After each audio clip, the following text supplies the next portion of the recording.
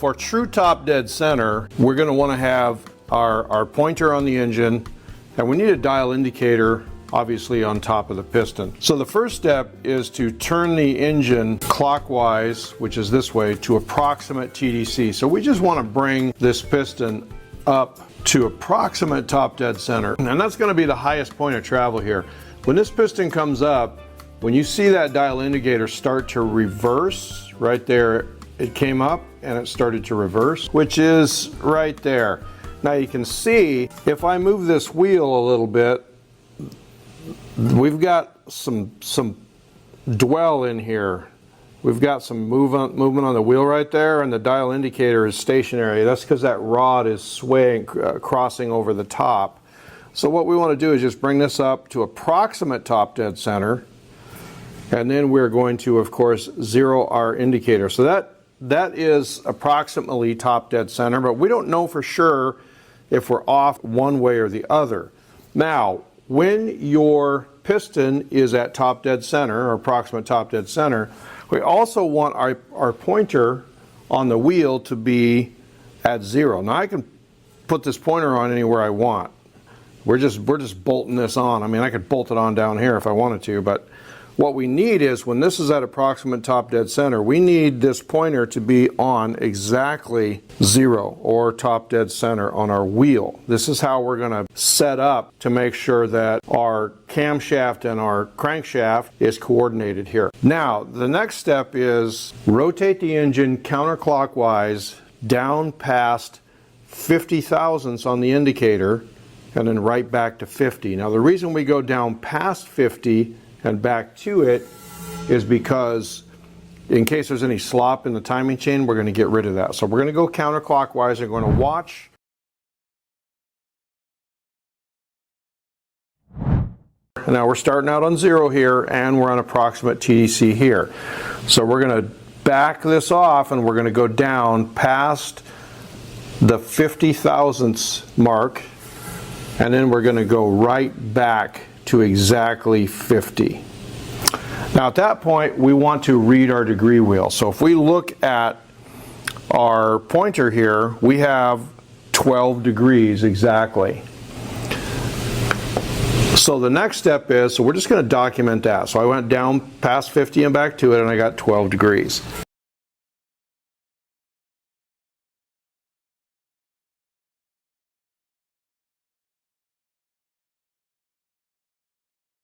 Now the next step is we're going to go clockwise back to top dead center here. So let me go clockwise. Now we're coming back up to top dead center. When we get up to top dead center, of course the rod is going to cross over the center line, and this piston is going to start going back down. The next step is we want to rotate the engine clockwise to top dead center, and then continue clockwise until we go down 50 thousandths on the other side. This time we're going to go to exactly 50 thousandths and stop. The reason that we go past the reading when we do our initial counterclockwise is in case there's any slack in the timing chain. We're going to get rid of that. But when we're going clockwise or forward, we're just going to go right to 50, right to the reading. So I'm going to take this down. I'm going to go right to 50 thousandths here, and I'm going to read my wheel. So now I have 12 degrees over here.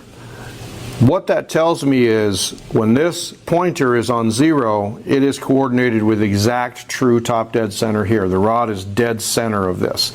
Now let's say hypothetically you had 15 over here and 9 or 10 over here. That would mean that your needle is not coordinated with exact true top dead center here.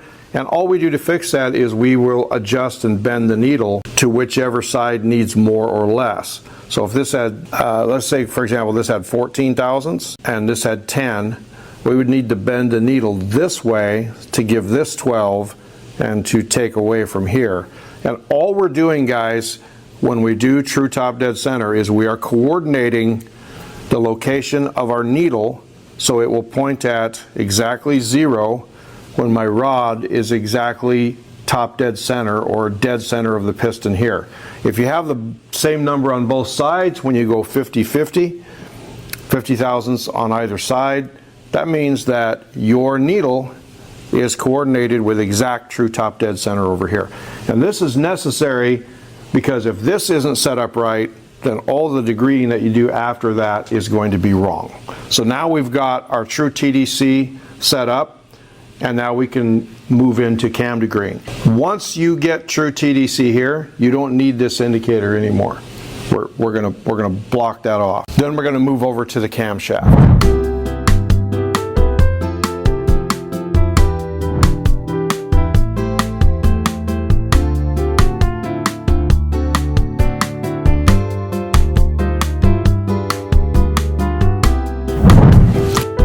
So now we're going to do our lift measurement. The starting point for your lift measurement is going to be base circle. You want your checking lifter or gauge on the intake valve here, and again we're on the second lifter back, which is intake on the Chevrolet. We want this on the base circle. The way we know this is on the base circle is if we're turning this wheel and that indicator is not moving, that means that we're on the base circle of the cam. We're off of the lobe, and that would be where the valve would be closed. We want to open the valve and actuate this lifter so we can figure out what our lift is. So our starting point for lift is base circle. Now, before you can do any kind of measuring on any of these, and you're going to see this as a reoccurring theme with cam degreeing, we always need to get to our start point, which in this case is base circle. There we are.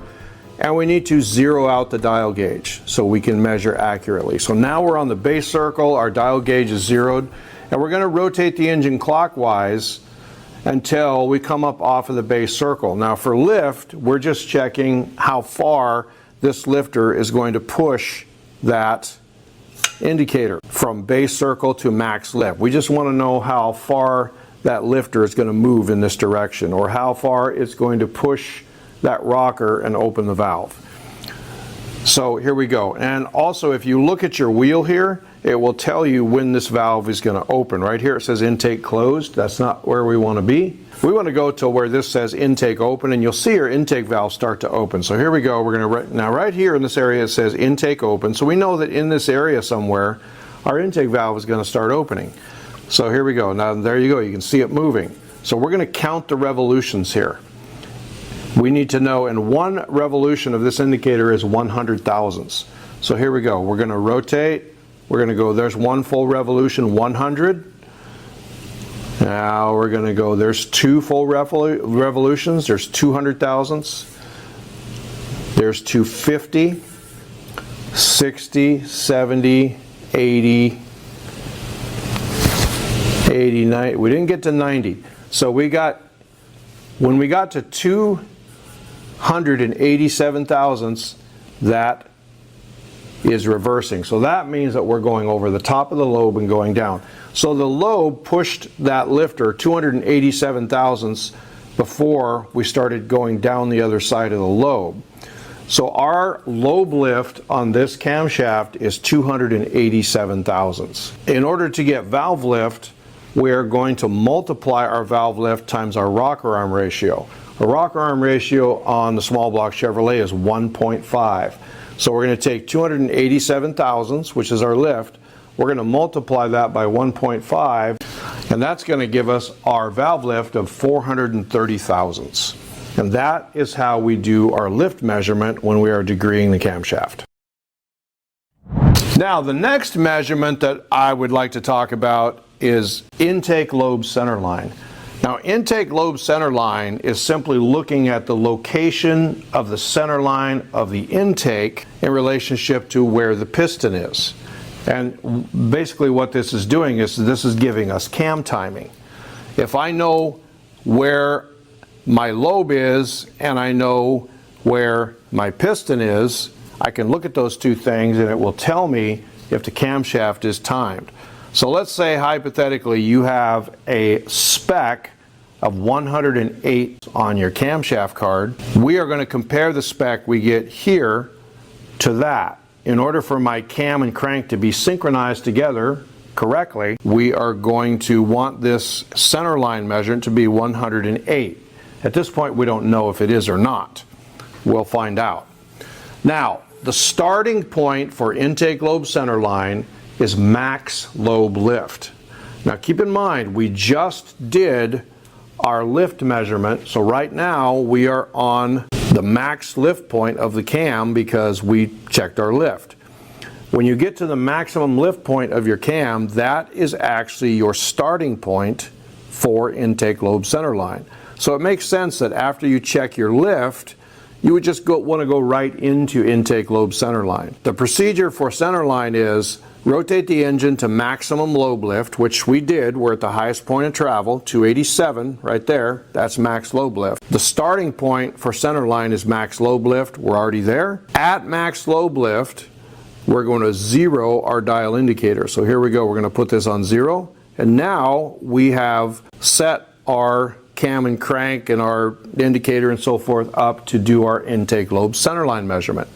Step number 2 for centerline is to rotate the engine counterclockwise down past 50 thousandths and right back to 50. So we're going to go counterclockwise. Here we go. We're going down and we're going to go past 50 thousandths in case there's any chain slop, and then we're going to go right back to 50 thousandths. Now at that point we're going to read our degree wheel. Now it's important to make a note here that there are 2 different color numbers on the degree wheel. There are white numbers and black numbers, and they are used for different things. The white numbers are for checking your center line, which is what we're doing now. So we're going to want to look at the white numbers. Now some areas of the wheel, the white and black numbers are the same.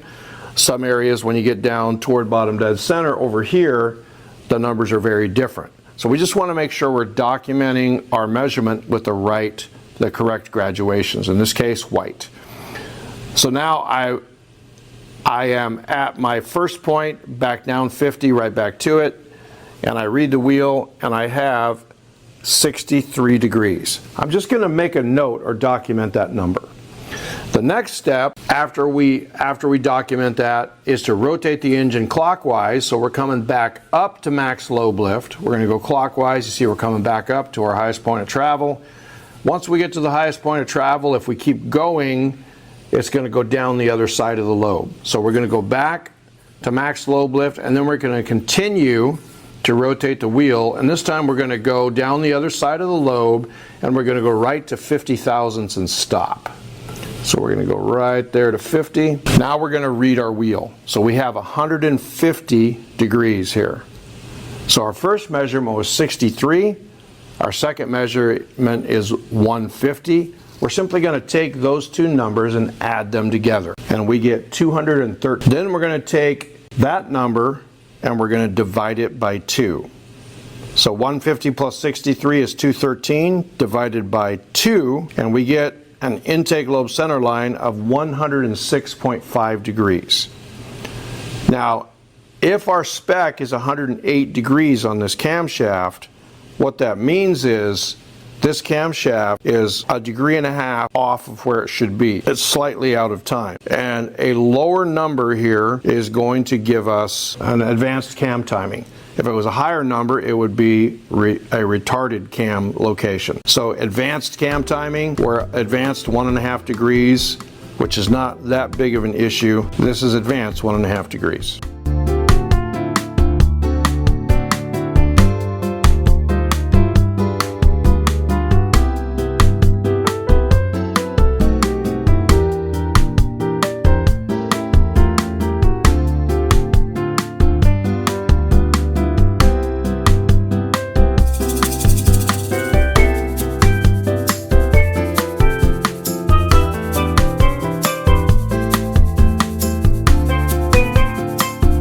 Our next step here, guys, is to check your camshaft's duration. So when checking duration, the starting point is base circle.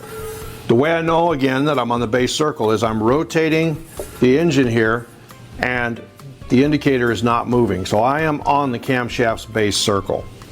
On the base circle of the cam, I am going to zero my dial indicator. Now for this operation, we are going to use our cam circle that's on our lab sheet, or we're going to draw a cam circle.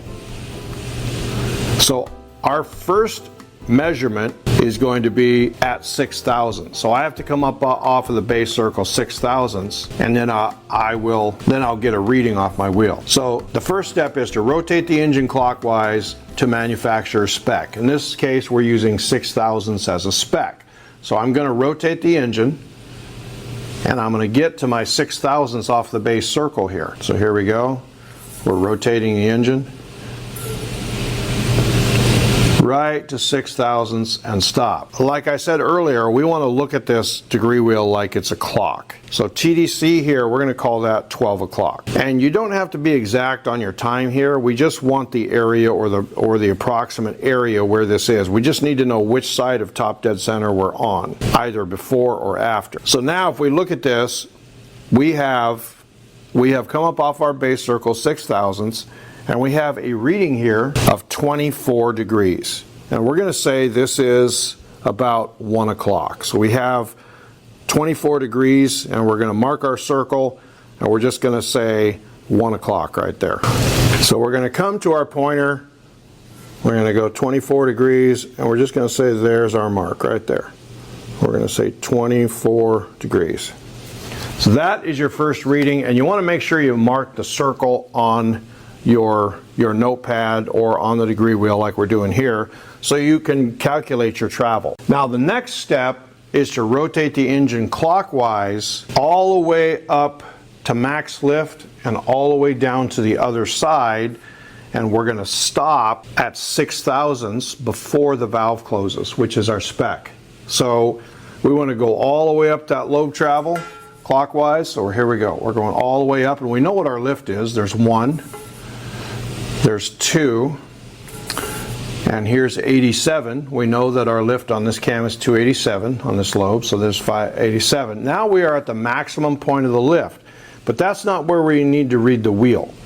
We need to continue to rotate and go all the way down the other side of the lobe to close the valve and stop at 6/1000ths before the valve closes. So we're going to count back down. So here we go. So we're going down. Now there's 87. This is 187, and we know that 287 is our lift. So when we get to 0 here, this valve is going to close, but we want to stop at 6/1000ths before that valve closes to get our next reading. Now if I continue to go, obviously there it is, the valve closed. So I'm going to back this off back to 6. So this is 6/1000ths before the valve closes, or before my lifter gets back onto the base circle. And right there I need to look at my wheel, and I need to document it and find my location. Again, we're looking at this like it's a clock. So if I look at this and I'm looking at the black numbers right here, I have 55 degrees. And if I look at my hypothetical clock here, this is 3 o'clock and this is 6 o'clock. So this would be about 4 o'clock. So now we need to look at our wheel in total and calculate our duration. This is our clock. Remember, this is 12 o'clock. So my first measurement was here about 1 o'clock, and I had 24 degrees. I rotated the wheel and I went this way. I went all the way around, and I came down to 6. And remember, I had about 55 degrees, and I was at about 4 o'clock. So here's 12 o'clock, here's 6 o'clock, here's 4 o'clock where my mark is, and here's 1 o'clock. So my duration, or my wheel, rotated that number of degrees while that valve was open, from 6 to 6, of course. So if we calculate this, we look at top dead center, and then down here at 6 o'clock is our bottom dead center. So we have right now from top dead center to bottom dead center, that is 180 degrees. So we have 180 degrees from here to here, and then, but this is where our travel was for our duration. So we went 24 degrees past top dead center here. So we went 180 degrees plus 24. So we got 24. And then on this side, we went 55 degrees past bottom dead center. So we went 180 plus 55. So we take and we add that in there. And then we have these three numbers. This is our travel from 24 degrees before top dead center to 55 degrees after top dead center. That is the number of travel. So we know this is 180. So we take 180 plus 24 plus 55, and that is going to give us our camshaft's duration. If you add these numbers together, you discover that you have 259 degrees of advertised duration, 259. So this camshaft, and now the cam card for this cam said 260. If you're within 1 degree when you're doing this, because there's slight variations and so forth. If you're within 1 degree, that's the right camshaft.